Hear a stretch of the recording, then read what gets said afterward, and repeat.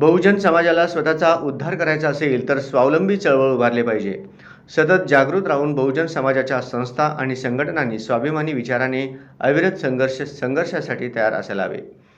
जातीभेद, धर्मांधता, अंधश्रद्धा सोडून संघटनेची ताकद बाळगायला हवी.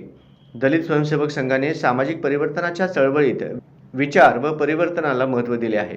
कारण वैचारिक परिवर्तन हे सर्व परिवर्तनाचे मूळ असते, असे प्रतिपादन कणकवली कॉलेज, कणकवली येथील इतिहास विभाग प्रमुख, नव्या पिढीतील अभ्यासक आणि लेखक प्राध्यापक डॉक्टर सोमनाथ कदम यांनी केले.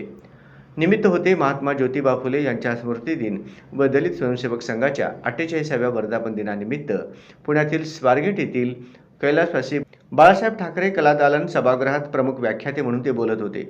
या कार्यक्रमाचे अध्यक्षस्थानी दलित स्वयंसेवक संघाचे संघप्रमुख राजाभाऊ धडे, तर विचार मंचावर ज्येष्ठ आंबेडकरी कार्यकर्ते अंकल सोनवणे, दादासाहेब सोनवणे, सोपानराव चव्हाण, नानाजी मोरे, कार्याध्यक्ष विजय कांबळे व क्रांतीवीर लहुजी साळवे स्मारक समितीचे अध्यक्ष अशोक लोखंडे आदी मान्यवर उपस्थित होते.